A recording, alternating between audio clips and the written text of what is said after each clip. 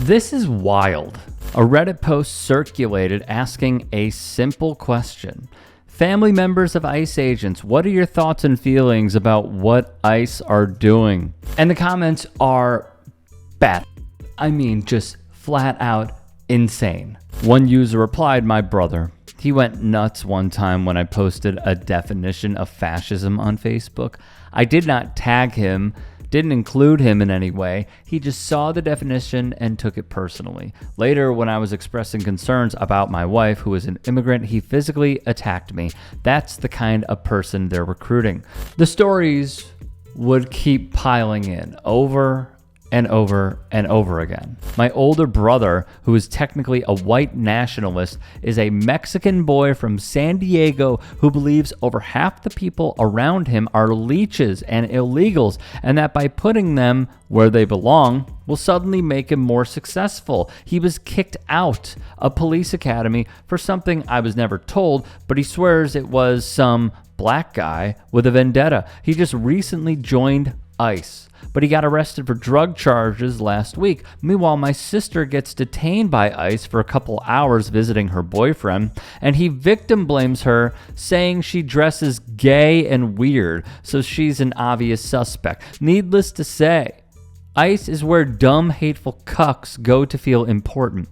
One person would describe a family member who had issues outside of work that could affect their decision making, which, by the way, not good for us, not good for your neighbors, not good for your friends, not good for anybody in the crosshairs of ICE. My closeted racist cousin's husband joined and dropped the news at Christmas. It went over like a lead balloon. He's an ex-PA state trooper who foolishly quit to open a brewery, which failed, and a restaurant, which is failing. He's also a degenerate gambler who likely has large gambling debts. He signed up because of the $50,000 bonus and overtime opportunities, figured he can make $150,000 to $200,000 a year. Never mind, he has to relocate to Michigan. He's leaving my cousin to close down the restaurant, sell their house, and wrap up her nursing career at the local hospital. Her parents completely disapprove, and this is both their second marriages,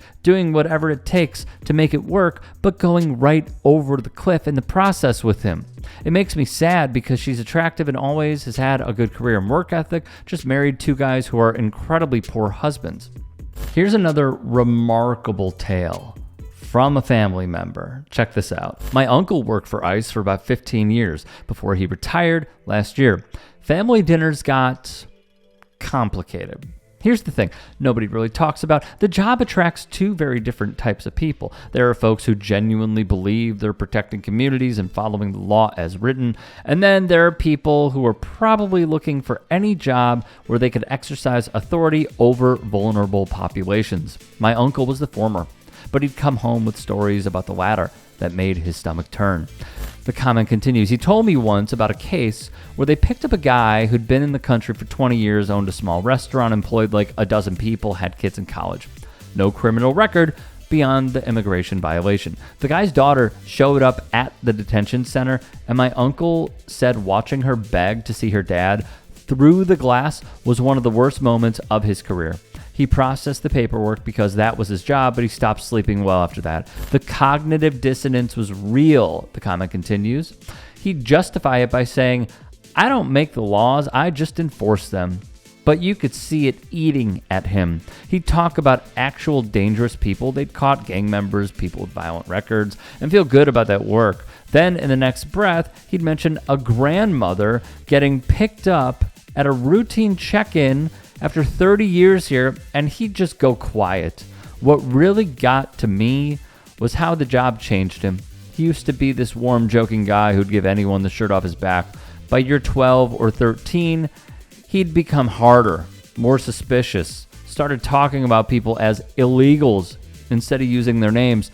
My aunt said he'd have nightmares and wouldn't talk about them. For many who will undoubtedly say, oh, well, I was just following orders. You know, I was just listening to my commander. You know, I was just paying heed to the instructions from Gregory Bavino or Tom Homan or Christy Nome or Mark Wayne Mullen, here is a very nice rebuttal. My brother-in-law worked for ICE, past tense, worked there for decades. He quit about a year ago, right before Trump took office. He said, "The writing is on the wall, and I'm not going to stick around and let my job turn me into a bad guy." Looks like he was right. For the record, he spent his career working on busting drug smuggling. Towards the end, it was exclusively focused on fentanyl. He wasn't looking for undocumented people.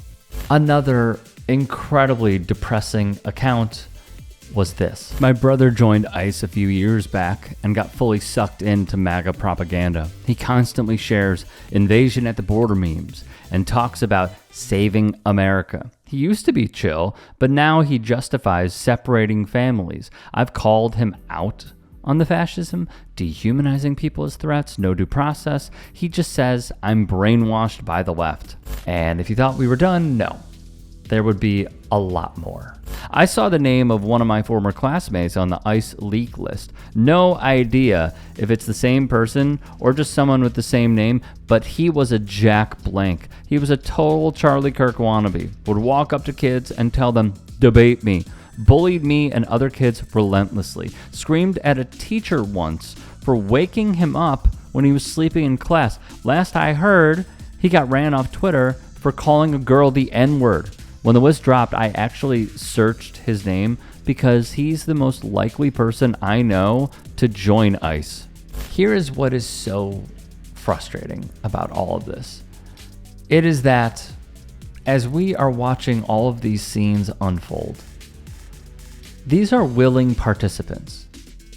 These are people who are either in the MAGA cult or they are people who just really thought they needed the paycheck. You are hearing these horror stories. You are hearing of someone who probably has PTSD because of the terrible decisions that they made.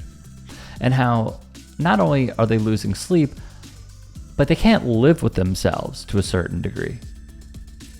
And for those that are signing up, and for those that are fulfilling a fascistic wet dream, and for those who really just want to crush their fellow Americans, whether they are a minority, whether they thought that the people that they are accosting voted a certain way, I promise you, you will have horrors from this too. You will not be able to escape this. Even if you get, although I'm not a betting man, I'd bet my mortgage that they don't, get the $50,000 bonus. It's not worth it. It will never be worth it, because history will always show that fascism loses. Hey, I appreciate you watching. Now, if you can, please do become a channel member by going to youtube.com/TYTSports and clicking the join button. If that's too much for you, you can just go to tyt.com/join to become a member.